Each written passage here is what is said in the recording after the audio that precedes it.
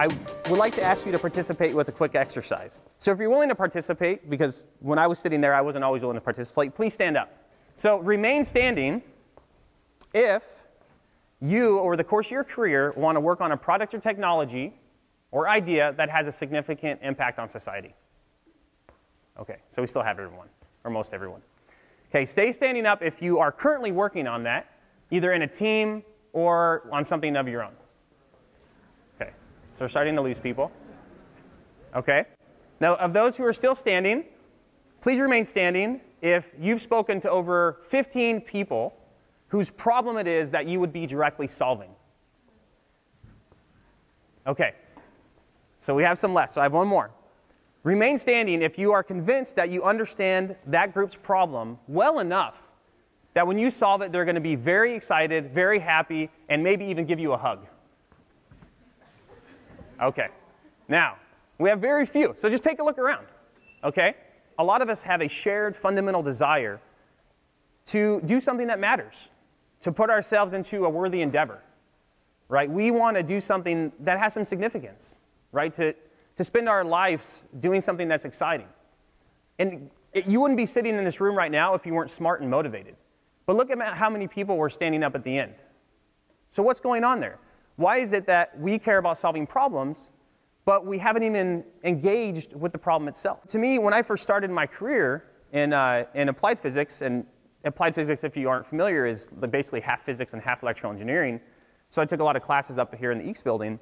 But when I started out, I was basically in the lab thinking, wow, I have all this amazing equipment, all these amazing minds around me. We can solve some amazing world problems.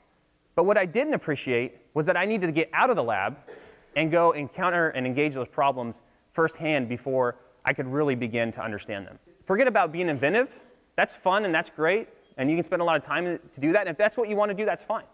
But if you're one of the people who are standing who said that you want to actually do something of significance, it's more likely that innovation will lead to impact rather than invention. You can come to your own conclusions, but when I look at innovation, this is how I see it.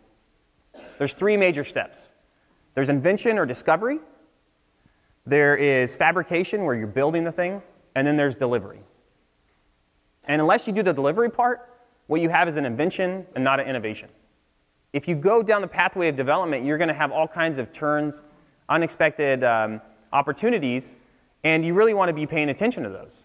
So since I'm part scientist, I have to throw in a science quote from Isaac Asimov. And he said, the most exciting phrase to hear in science, the ones that heralds new discoveries, it's not eureka, I have found it, but rather, that's funny. And so this is true in science, but I think it can be true in customer discovery. So you go out and you're testing, you say, okay, we have this product that we're trying to develop, and we think people want it, and we're going to go out in the world and do some tests to see if people like it. But if you're not going out there expecting to find something that you're not looking for, then you're making a huge mistake. You have to go to the source of the problem, right? I said this earlier with not being a bystander. So you have to participate and engage in the problem, but you have to go to the source of the problem. Steve Blank is known for saying this, get out of the building, right? You're not going to come up with that answer by being in your lab, being in your workshop, being in your company.